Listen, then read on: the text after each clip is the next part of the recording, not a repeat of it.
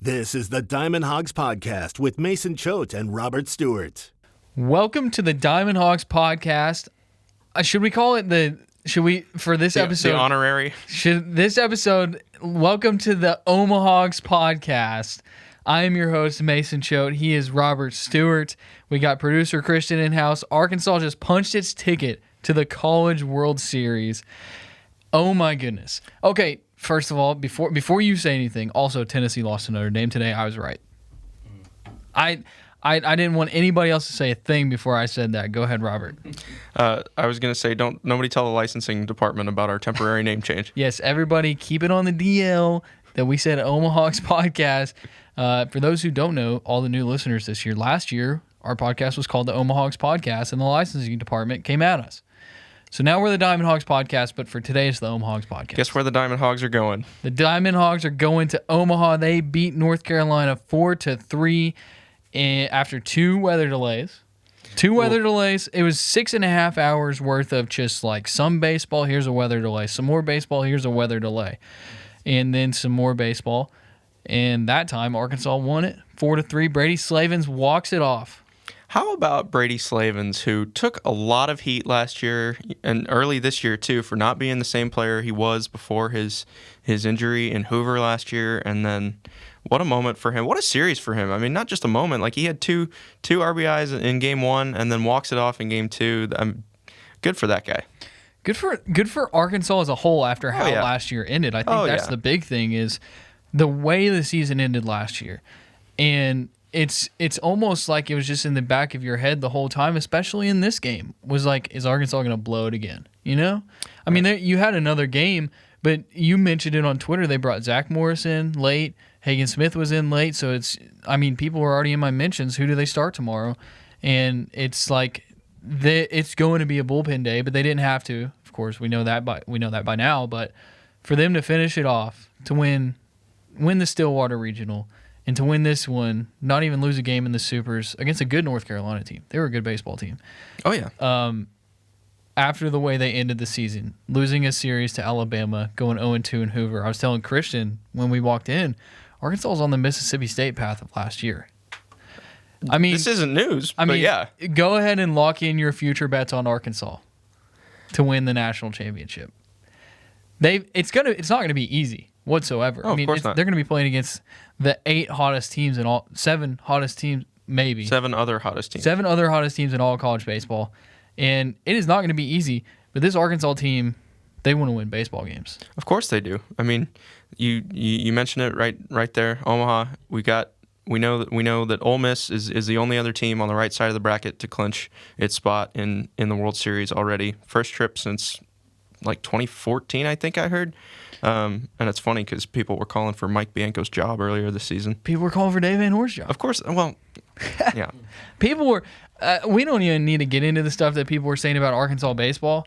I will get into stuff that Tennessee fans were saying in my mentions all year. I was about to say for the Hogs to win mere hours after Tennessee proved that the number one seed curse is alive and well. Does that make? Surely that makes fans feel a little bit better about how last year went. I think so. I mean, I'm sitting here right now with Twitter pulled open, and I don't like being that guy that's like, oh, my Twitter mentions are blowing up. But right now, it is just one after another. Arkansas fans just going at Tennessee fans in my mentions because I predicted that Notre Dame would beat Tennessee this weekend, and all the Tennessee fans were all over me saying stuff, and now the Arkansas fans are getting back at them for me, so I appreciate that, all of the Hog faithful on Twitter out there. Okay, before we keep going, need to remind you, as always, hitthatline.com. Go to hitthatline.com. You can find the Diamond Hogs podcast there. You can find all your other listening needs, including the Morning Rush halftime. Sometimes I go on those shows. Robert, you were supposed to go on it. It didn't happen, but who knows? This week they might just do all baseball. I don't know. But go listen to those. And we're also on HawgBeat on the HawgBeat YouTube, so go check that out. We've been getting some more viewership over there. So those watching right now on YouTube, thank you very much. We appreciate you because I say this all the time, but we put a lot of work into the YouTube version. It's a lot harder than just the audio version. So we appreciate you watching there because it makes it feel like we're doing something that's meaningful. You're not just getting the Robert point today. You're getting the full-on Mason thank you. Yes. Very showman Yes, of you. yes. So HawgBeat YouTube, subscribe there. Subscribe to HawgBeat.com for all the great content. Andrew Hutchinson, best in the business when it comes to Razorback baseball content. He will keep you up to date on everything you need to know. Okay, let's just start with it. Will McIntyre start? Shoved. In this, I asked on Twitter, I wonder how North Carolina hits against righties. You found the stats. They really weren't that great against righties. This weekend, they looked horrible. Like, Connor Nolan and Will McIntyre they just dominated. They made North Carolina made Will McIntyre look like the 2023 Golden Spikes Award winner that I've been predicting. Yeah, and the Tar Heels most definitely did do that. I mean, McIntyre didn't have to deal with 2 base runners in an inning until the 6th, or was it the 7th? It was the 6th, yeah, because that was when he got pulled. Got a huge 3-6-3 double play. Hats off to Peyton Stovall and Jalen Battles returning that one. Leadoff single in the second, no problem. 1-2-3 in the third. 2-out single in the fourth, no problem. 1-2-3 in the fifth. I mean, the guy was cruising. Like, he was at, I think, 59 pitches through 5 innings. And then he only got up to 73, but I think once North Carolina barely missed that 3-run home run there in the 6th, which could have given the Tar Heels the lead. I think Dave Van Horn probably said, you know what, I've got some fresh arms, might as well use them. Yeah. I mean, at that point, sorry, I'm trying to pull up my story here. Sorry. At that point, when they pulled Will McIntyre out, it still felt like Arkansas was in a good spot because their bullpen was really fresh. Oh yeah, like they threw what, Evan Taylor and Hagen Smith Saturday, on top of Connor Nolan. So you only had 3 guys, and you had the rest of the bullpen. So then they brought in Ramage right after McIntyre. He gets the 1 out he needed. Then he kind of fell apart. Then they brought in Taylor, right? Mm-hmm. And then what happened with Taylor? Taylor got the sack bunt, and then North Carolina decided to switch the Hunter Stokely, their first baseman. I think he's left-handed. They decided to pinch hit with a righty, and so they pulled Taylor for Tigert. Tigert gave up another productive out that tied it, and then threw a wild pitch. Or excuse me, that cut the lead to 1. Then he threw a wild pitch that tied it. Yeah, Tigert in the postseason, man. They threw 5 different pitchers. Like, that's after Will McIntyre. So that's how confident they were in their bullpen. But there is a couple factors that went into that. There were 2 weather delays. So that's something that you have to think about. I don't really think that bothered them too much because they brought McIntyre in after the first one. And then after the second one, it was Tigert, right? Tigert was throwing. He was in a 3-1 count, and then Smith. Yeah. So okay. Tigert probably could have kept throwing had there not been a 68-minute lightning delay. Yeah. And that was the shortest of 2. And I was following some accounts of people that were there because we were. I mean, if you're watching right now, we're in the studio. We weren't there, but a couple of accounts on Twitter were saying that they didn't feel a drop of rain the whole time. It was just strictly lightning within 8 miles, which a lot of people came at me on Twitter because I was like, this is a stupid rule. And they're like, well, the NCAA liability stuff. And I was like, why do they have to make them go out of the ballpark?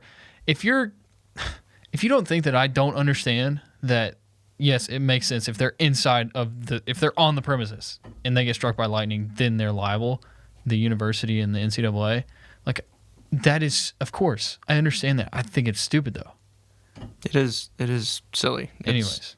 Feels like that shouldn't be legal for them to just kick people out and make them stand somewhere else where they could get hit. But just so you don't get sued, yeah. Right. But anyways, no, I felt like when they brought in Morris, it really felt like it was, we're gonna win this game.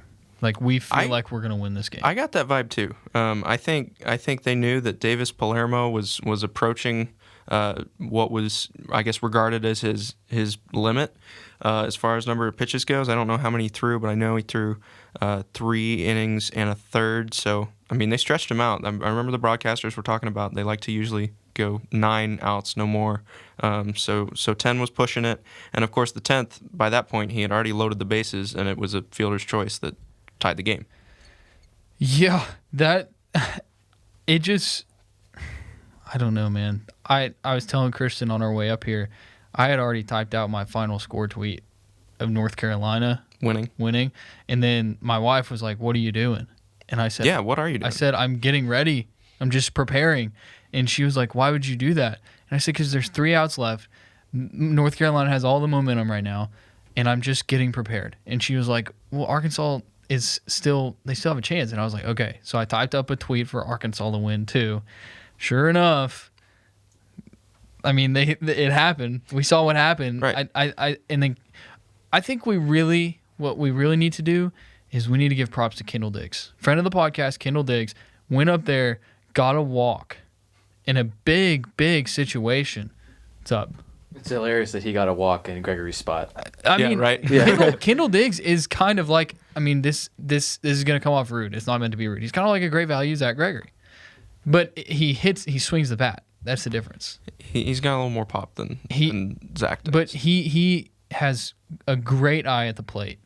Yeah, I mean, I remember, we were talking, I think we ran a poll at some point this season. It's like, who is the first guy off the bench? And because his OBP was so high, even though he was only hitting 200, I think, Kendall Diggs is the overwhelming favorite. And I think this was even before the home run, the walk-off against Ole Miss. I could be wrong about that, but yeah. I know it was 7, 8, 9 in the order there, but like that, I didn't ever feel like they were out of it because of that. Like Jalen Battles had already come through with a clutch hit that day, gets the line moving. Peyton Stovall gets his NCAA tournament average back up to 500 with another hit, and then like you said, props to Kendall Diggs for drawing that walk. That was huge, and you flip the lineup. This is your best chance to walk it off. Bases juice, nobody out. You're 180 feet from Omaha.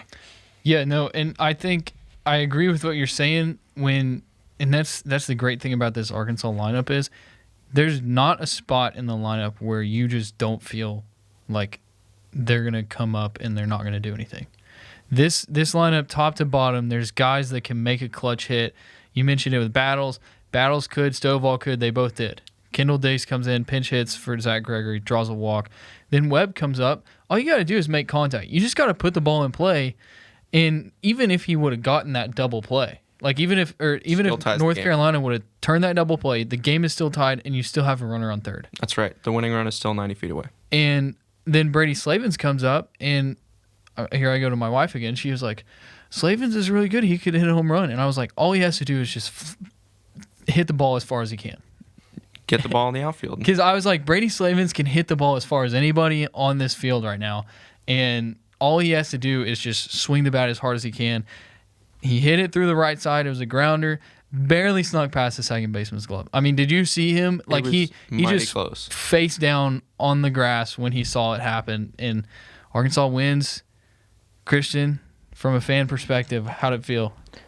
I was going nuts. I was jumping up and down. But right before that, when North Carolina goes up 3-2, I was like, man, I really did not want to play tomorrow. I really wanted to get it over with today.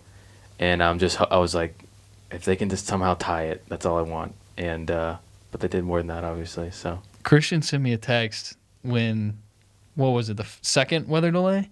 Yeah, there's a second weather delay, and he was like, yeah, I'm not going to come into the studio if they lose. And I was like, okay, sounds good. Because I get it. Like, he's down in the dumps. Us, I mean, we've watched this team all year, and so it's like a loss is a loss. You still got another game. But it's, you were prepared to not do it the other night. What? Oh, that's in Stillwater. That was for different reasons. Okay. That was for personal reasons. We won't get into that. Okay. Forgive me. Yeah. So I don't know, man. I just keep thinking back to all of the tweets, all of the message board posts that I read throughout the season about how this team's not making it out of regionals. Yep. This team's not going to make it out of the regional. They don't have what it takes. They don't have the starting pitching. They can't hit for anything. They can't come up with a clutch hit. They can't hit with runners in scoring position. And you just got to give props to the team for turning it around. It is crazy how when the game started meaning more, I mean, forgive the SEC pun there. That was not intentional, but when the game started to become more important, they figured it out. Like you talked about a minute ago, the depth of the lineup. I mean, we knew this was going to be a strength all season. It's finally showing when it needs to. And I mean, we haven't even talked about, well, a little bit, but we haven't talked about the collective starting pitching in the Super Regional. I mean, Connor Nolan and Will McIntyre together, no runs in more than 12 innings. That's how you win a title. Yeah. Now, let's not get ahead of ourselves. But I'm just saying that's the recipe.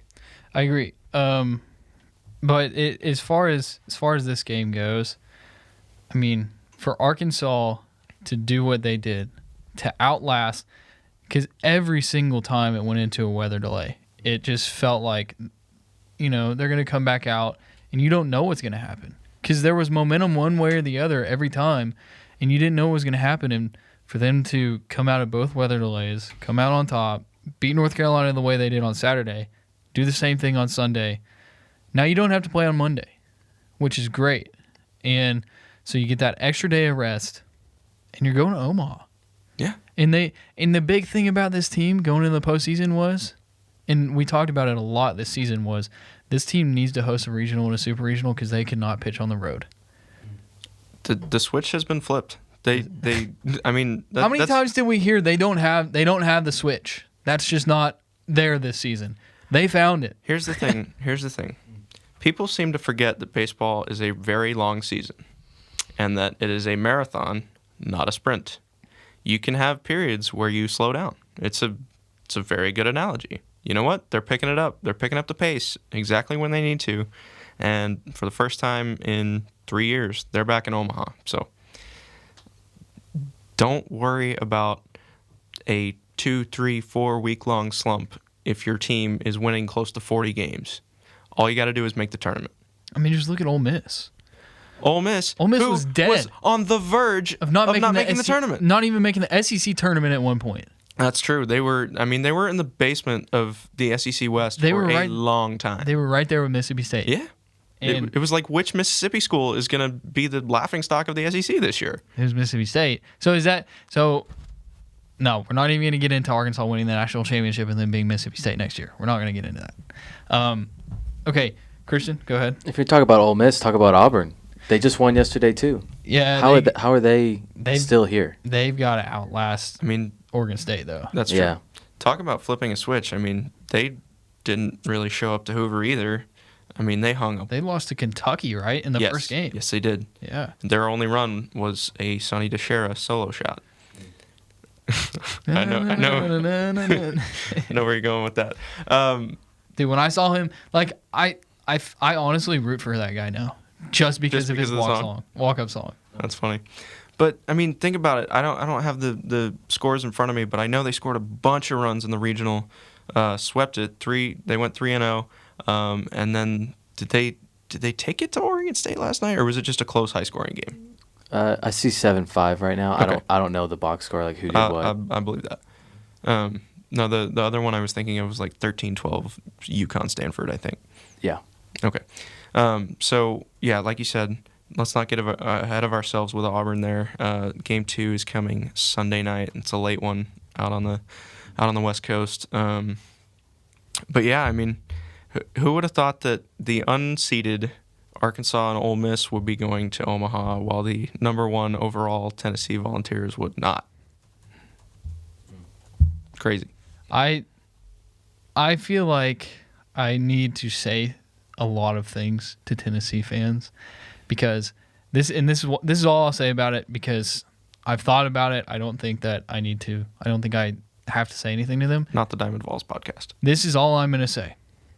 A lot of the things that were said to me, personal attacks, coming at me, saying bad things about me, I report on the Arkansas Razorbacks. I report facts, and I made a prediction that was right. So don't get mad at me for those things. You do have a persona on Twitter in which you root against Tennessee. Because they come at me. I posted that video about Robert Moore. I didn't have an issue with Tennessee fans until I posted that video about Robert Moore, and they were all in my mentions. That's when it happened. So if you want to have fun, go find that Robert Moore video that I posted on Twitter when he talked about shaking some heads with a team in the East. Read through those mentions about all the Tennessee fans saying that stuff. You'll have yourself a grand old time doing that. All and right. That's all I got to say about that. Thanks, Forrest. Okay. What else we got to talk about, boys? I'm trying to upload the Dave Van Horn press conference while doing that. I see. I don't know. Christian, you have something? Yeah, I was just going to say, one thing that up until like the last couple innings right here, that Oklahoma State series was way more stressful. Like, Yeah. I felt like we were in control for most of the series this weekend. Like, we were doing good. Starting pitching was great. But, like, Oklahoma State, I was sweating. I was stressing. Yeah, I mean, it felt like they were in control because their pitchers were. That's what it comes down to, right? Obviously, they scored, 44 runs in 4 games in Stillwater. So, they had no problem swinging the bat. But even though they only scored 8 in 2 games in Chapel Hill, you're totally right. It did feel like they were more in control. Just the way Nolan carried himself in Saturday's game, the way McIntyre did the same in Sunday's game. And, I mean, Hagen Smith, we finally saw him struggle, but, after what he's done the past couple of games, I think he was allowed, maybe a little bit of regression. And again, I mean, the weather delay changed a lot there too. Like I said, Tigert could probably still be pitching in the 8th had that bolt of lightning not hit within an 8-mile radius of the stadium. So, that changes things too. He probably wasn't cut out to get, 5 outs or whatever he needed to get. But he stuck through. He battled. He got out of that 8th inning, which was huge because it was looking like a threat. They had 2 on, 1 out there in the 8th. So for him to turn it around and at least get out of the jam there, what's a 1-run deficit for the Razorbacks after all the deficits they came back from in Stillwater? Yeah, I think they gained a lot of confidence from the Stillwater series, and even going into the 9th, I was like, I really don't want to play tomorrow, but I know that they thought hey, we can easily get a couple runs here and go to Omaha. This is nothing. And then back on Connor though, what a turnaround he's had the last couple weeks. We kept bringing it up the last few weeks of the season. He allowed 5 runs 3 weeks in a row, and then he turns it around first week or against Grand Canyon. He has that weird bullpen appearance, which is fine. But I still But then think he bounces back and still has a great game yesterday. Yeah. Exactly. I still think he never should have been throwing in that 9th inning because if he's on 2 days rest and possibly needed to throw longer in the Monday game. But so I don't take that for what it is. The media who were given ballots in Stillwater last week didn't take that into consideration either. He did make the all-tournament team. And, I mean, he was certainly deserving again this weekend. They probably don't vote on it for a 3-game series with 2 teams, but you got to think Nolan and McIntyre are your 2 pitchers, and a whole lot of Hogs up and down the batting order too. They don't do an all super regional. That's what I was saying. I was like, there's no way they do it for a series. Okay, but then we'll just do our weekend MVPs. Sweet. Do we want to do that now? I mean, do you guys have anything else to add? Not really. I mean, I feel like we hit everything. Yeah. Pretty good. Yeah, I mean, we'll have an Omaha preview later this week, so no hurry to jump to that. I'm trying my darndest to book a big time guest for that. Big time, bigger than last week's guest, in Arkansas fans' opinions. Stay tuned. And we had Kendall Rogers on last week, so if you didn't see that. Okay, Weekend MVPs brought to you by Chinook Seedery. Go to ChinookSeedery.com. Use code DHP10 for 10% off your order of the best tasting seeds in the world. We are in contact with the Chinook Seedery people. They said they're going to have a suite in Omaha. Is it a suite? They said it was. I'm assuming it's going to be a suite at TD Ameritrade that we can record in. I might be wrong.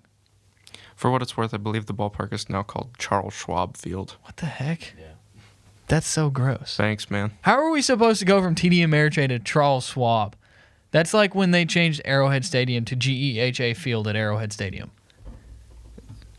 It's all goofy. Okay, It's anyways, all goofy. go to ChinookSeedery.com, use code DHP10 We talk about how goofy naming rights are as we're doing an ad read. for 10% off your order of the best tasting seeds in the world. Okay, weekend MVPs. Christian, you go first. Are you ready? Should we go to Robert? I can go first. Okay. Batter first. Yes, batter first. It's a tough one. There's a little. I'm gonna go Peyton Stovall. Good choice. 4 for 8. Had a great hit today. Big hit today. 3 hits today. Right. Yes, he was 3 for 4. Yeah. He had the single off the pitcher, single to center to keep the line moving. The home run to get it started yesterday. Correct. That was awesome. So yeah, Peyton Stovall. What a weekend. What a regional and super regional from him. I think he's starting to get really comfortable. I'm looking forward to seeing him next year. That's a good choice. So Mason, sorry if I'm going now, then I'm going to make you think about it because I'm going with the obvious, Brady Slavens. Okay. I mean, it's hard to argue with what he did with the walk-off, but even outside of that, I mean, his 2 RBI singles in game 1, those were critical. One ended up being the game-winning run in the 5th because Stovall took the 1-0 lead with the home run. UNC got one back in the 8th. I think Honeycutt went yard. So Slavens had the go-ahead run and the insurance run there in the 7th with his 2 RBI singles. I guess he didn't do anything in the field because he was DH both games, but, hard to argue with a walk-off. And that's going to leave me with Braden Webb. Good choice. 4 for 9. 2 RBI, had the homer on Sunday, and realistically, that's the winning run. He also had the RBI ground out, or RBI fielder's choice To tie it. So Braden Webb, and he was locked down in center field as he's been for most of the year. When you don't have to hear about a guy in the field, then you know that he's doing a good job. And so, and for him to be the center fielder opposite of Vance Honeycutt, who is one of the best players overall in all of college baseball, and I think he outplayed Honeycutt. Honeycutt had a really good catch today, by the way. And that was like right before the weather delay too. Yeah, so I mean, you mentioned the weather killed momentum both times. I think UNC had it both times because it was on the heels of them getting out of a bases loaded jam in the 2nd. It was after Honeycutt made that diving play to stop the Razorbacks from retaking the lead, and then he was up to bat. He was in a 3-1 count when the lightning struck. Yeah. So, I mean, you know how they always say, whenever you make a great defensive play, you're due for a hit. He didn't get that chance. I know he walked, but didn't get the chance. Yeah. So yeah, Braden Webb. That is my weekend MVP at the plate. Christian? No, I'm taking first weekend Snake. MVP. Yeah, we'll do snake draft. Oh, this is tough because I'm a big Will McIntyre guy. I'm going to take Will McIntyre. I'm going to say Will McIntyre, MVP on the mound for me. The way he started Sunday's game, I mean, North Carolina couldn't do anything against him. Came back, went 1-2-3, I believe, when he came back. I mean, I think all he gave up was 1 hit after the weather delay. I'd have to. Can you see that on your scorebook? Will McIntyre, let's see, he gave up 2 hits. There was one in the 4th and then one in the 6th. Okay. I have it scored as a single to shortstop. I don't know if, maybe it was just out of Battle's reach and he fielded the ball but couldn't make it throw. Well, he goes 5 2/3, gives up 3 hits, no runs, walked 2, struck out 4. I thought he was dominant. I thought that he went longer than maybe they were expecting. We haven't listened to the press conference, so we don't know what Davian Horn said. But realistically, if you know that McIntyre's starting, you're probably expecting 3 or 4 innings. He goes almost 6, and doesn't give up a run to that lineup. He was 1 out shy of a quality start. Yeah, so that's my weekend MVP. That is a good choice. The 2023 Golden Spikes Award winner, Will McIntyre. I've said good choice for everyone, but whatever. Christian, I'm sorry, as the the person going second, I'm going to make this difficult on you again. Connor Noland is my weekend MVP. The way he set the tone for the whole series in Game 1, that's just so hard to argue. 6 hits and 6 2/3, 6 strikeouts to 1 walk, scoreless. Like I said earlier, this is a recipe for winning titles, and I mean, Connor Noland has shown that he's back. He gave us a glimpse in Stillwater last week, but I think doing so on the road against a top 10 team in Chapel Hill, that sort of proves that he's back. He's letting us know he's here to stay, and good for him. Congratulations, weekend MVP, Connor Noland. So that leaves me with Hagen Smith. He had the save yesterday, right? Yeah. And then today he had a couple good, or how many innings did he have today? He threw an inning and a third today. Inning and a third, so yeah, over 2 innings. But yeah, I mean, we knew, well, Mason knew he was coming out of the bullpen this weekend. That's right. You say it, Christian. I was wrong about Morris starting Game 2. I'll be the first one to say that. I think they made the right choice. But I did say yesterday on the podcast after Saturday's game, I said I don't know if they're going to go Morris anymore. They'll probably go righty. I said Cole Ramage, and then I said also McIntyre's a good option.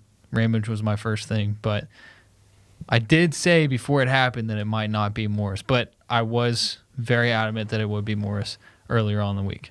But you said that Smith should start the second game. Of course, that didn't happen. Yeah. I don't know. We're getting on this tangent. I was right. Go ahead. But yeah, he did great out of the bullpen this weekend, and it looks like he's probably going to stay in the bullpen unless someone, just really messes up or gets hurt or something. So I like him coming out of the bullpen after seeing him the last 2 days. I think this weekend has proven that you need to go with Noland and McIntyre to start the first 2 games in Omaha. Smith can be used, and the beauty of the College World Series is that you don't have to play consecutive days. So Smith can get more innings, he can throw during more games, and he can be more effective. He was a little less effective today. Everybody was throwing a fit on Twitter because he gave up the go-ahead single to a dude hitting 121, right? Like, he probably hasn't pitched on back-to-back days in a very, very long time. So I'm willing to let him off the hook for that. I think he's going to be a lot more effective in that role in Omaha. Of course, the competition is going to be better, but more rest will be beneficial to him. And, you just go from there because you probably only need to lock down one more starter before you can throw Nolan again if you get that far. Yeah. You think they get that far? Let's just go ahead and look at the scores right now. Stanford's up big, right? Stanford's up 8-2, which is good because I picked them. Bottom 4, so they're going to tie that super if the score holds, and then Arkansas gets the winner of that first game. Yeah. So could be on for a rematch with Stanford. That would be good. Oklahoma punched their ticket. Notre Dame punched their ticket. A&M's already punched their ticket. Arkansas punched their ticket. Ole Miss punched their ticket. Texas and East Carolina still in a weather delay. Texas up 4-0 in the first. Still at the top of the first in that game, too. So yeah, the Pirates haven't even come to bat. So yeah. as of this recording. So, but think about it. That could be a fun left side of the bracket with Texas, A&M, and Oklahoma. Yeah. And don't forget those scrappy Notre Dame. Yeah, just knocked off the number 1 team in the nation. I feel like the comparisons to last year's Fayetteville Super Regional are eerily similar. Scrappy ACC team comes in, knocks off the regular season and SEC tournament champion. Yeah. I think the only difference is that Tennessee deserved it and we didn't. So that was one thing that I was thinking about too, was the difference between Arkansas's team last year and Tennessee's team this year is that Tennessee had everything coming to them, the way that they acted. Arkansas didn't act that way. They still were like, I know that Arkansas probably played with some swagger and a little bit of cockiness here and there, but they seemed like a humble team that's just going to go out and play baseball. That's not what you saw from Tennessee this year. I don't think Dave Van Horn would stand for the whole flipping off the outfielders thing. Oh, yeah, and the way Drew Gilbert just, like, cussed out the ump. Like, in a 1-0 count. Like, you got to be more situationally aware in that. And the daddy hat and the fur coat, like, all of that, that's fine and dandy. If you're a Tennessee fan and you like that, great. It works. I feel like that particular aspect college baseball needs more of. Like, maybe it doesn't always have to be that flamboyant, but it's fun. It's supposed to be fun. There's a guy who reports on Tennessee. His name's Wes Rucker, and I'm a big fan of his because I think he's good at what he does. I'm gonna try to pull up this tweet that he said, because he tweeted out and I agreed with it. Here we go. I have very little problem with the way Tennessee plays baseball. Many love it, many hate it. Sports have heels. I appreciate not being bored. When you do that, though, the world dances on your grave after losses. This weekend won't soften that program, though. It'll harden it. I mean, it hardened Arkansas the way they lost last year, so maybe he's right. Well, but also, like you said, they weren't that. No, they didn't. The reason people were dancing on Tennessee's grave is because of the way they acted. That and the way their fans acted too. Well, right. I mean, Tennessee Twitter is worse than Arkansas Twitter. The only thing going on for Arkansas last year are Kevin Kopp's cutters and a million home runs. So, yeah. Except when they needed them most. Yeah. But no longer a problem considering that this year's team is headed back to the College World Series. Chris Lanzilli quote tweets a picture of him and Michael Turner, not your average rentals. Nice. Oh, that's hilarious. That Two is friends hilarious. of the Diamond Hogs podcast. Yes, both of them have been on the Diamond Hogs podcast. All right, we're going to Omaha. Speaking of which, if you are a business owner and you've gotten this far, you can reach out to us on Twitter, on Facebook. It's OmaHawgsPod@gmail.com. Still OmaHawgsPod. We couldn't change the email name. Yeah, licensing can't make us do that. Yeah, email us, DM us, whatever. If you're interested, we can shoot you our numbers. I think it would be well worth your time. It would help your business tremendously because we have good numbers right now. We do. Postseason baseball. Search Diamond Hogs podcast on any of the Facebook, Twitter, or Instagram platforms, and we're there. Yes, we receive messages, so yes, hit us up. So okay, Arkansas is going to Omaha. Feels good to say. The OmaHawgs, and you've been listening to the OmaHawgs podcast. You've been listening to the Diamond Hogs podcast. Follow the guys on Twitter @ChoateMason and @DRStew32.